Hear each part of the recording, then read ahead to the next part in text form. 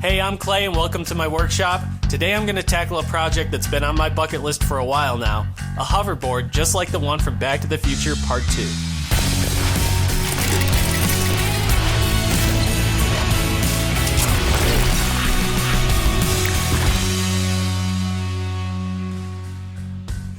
Growing up with the Back to the Future movies, I was captivated by the scene where Marty McFly zips around on a flying skateboard.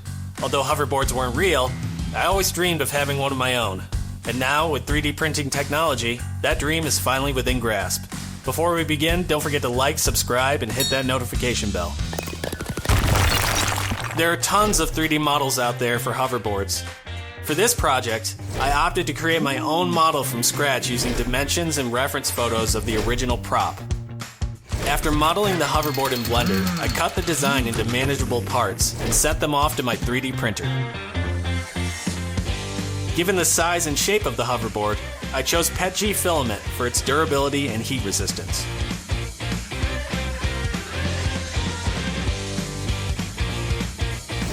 Once all the pieces were printed, I used Weld-On, a solvent-based adhesive, to assemble them. This creates a strong chemical bond that permanently holds everything together.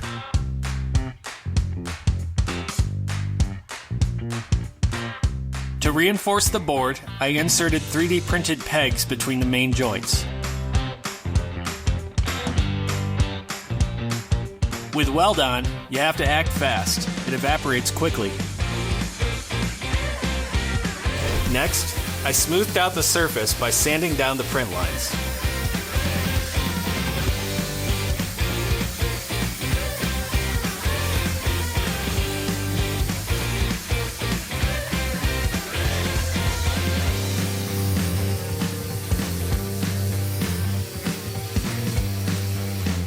I filled the seams with Bondo spot putty.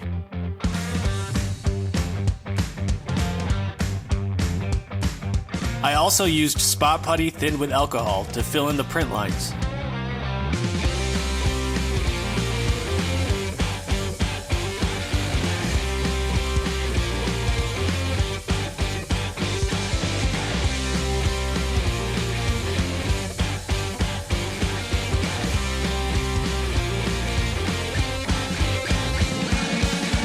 After the putty dried, I sanded it again for a nice level finish. The edges and small pieces required a more delicate approach.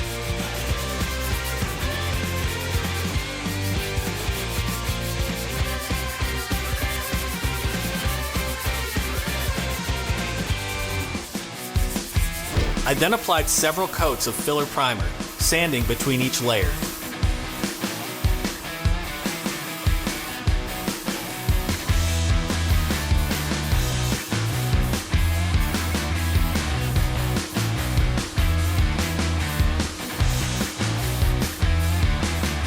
I fixed any imperfections with additional Bondo.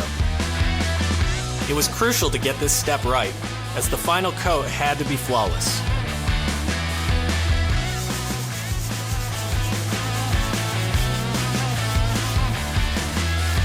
Then came a final coat of primer.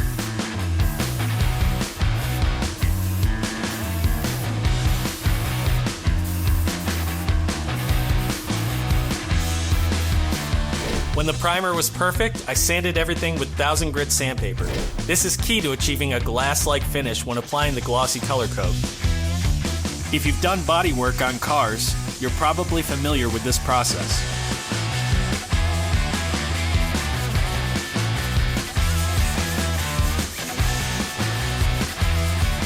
I sprayed hot pink on the main body of the board. It took some research to find the perfect shade. The emitters were painted glossy black. The centerpiece received a coat of purple. The flanges were finished in red. Once the paint cured, I buffed silver onto the emitters.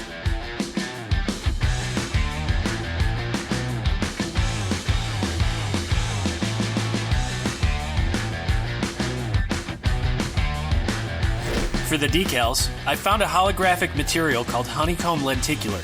It's amazing stuff. Since glue would ruin the holographic effect, I backed the film with vinyl. It's tricky stuff. Very few products adhere to it without peeling.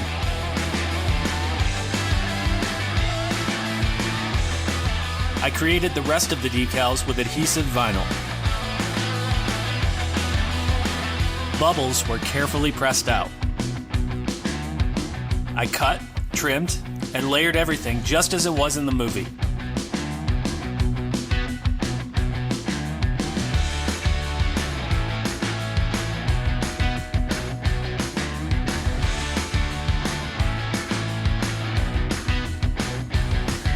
A couple decals with logos had to be special ordered.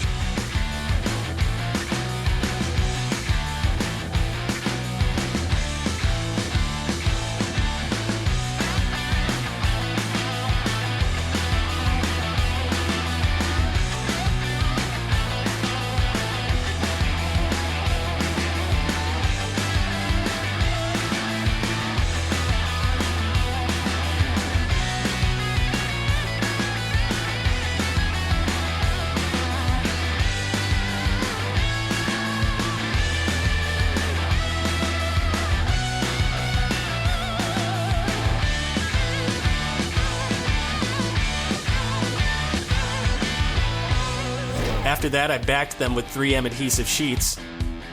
The vinyl backing was key. The 3M sheets wouldn't stick to the lenticular, but it gripped the vinyl perfectly.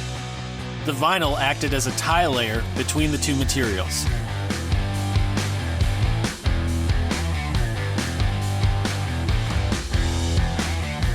I went slowly, avoiding any trapped air pockets.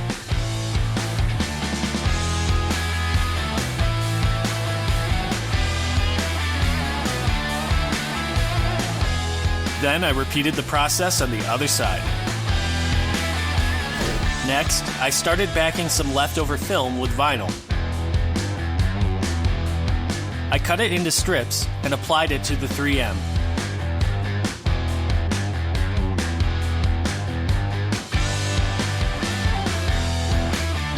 I added the strips along the board's edges.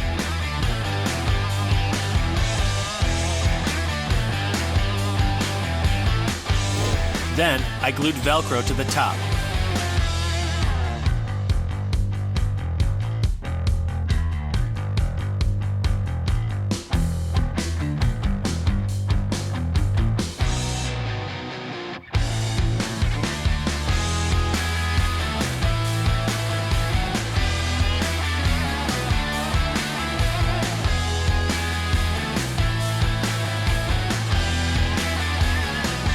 I glued the strap to the top plate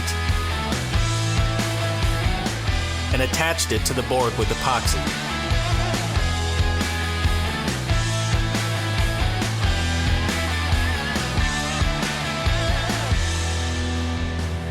Finishing the board was as easy as attaching the hardware.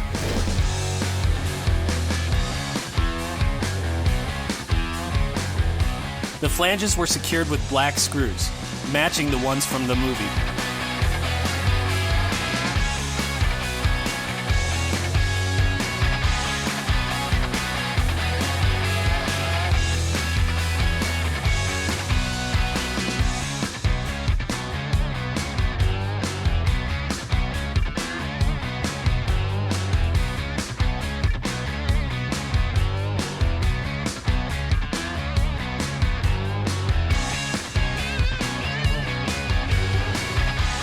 This part was nerve-wracking.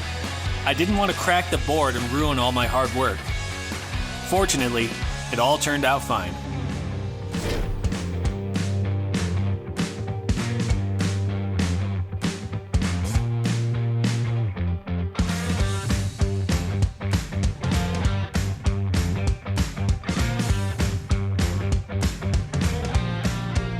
And there you have it, my very own hoverboard replica. Don't forget to like, subscribe, and hit that notification bell to keep up with more of my projects. I'd love to hear your thoughts and suggestions, so drop a comment below. Keep creating, and I'll see you later.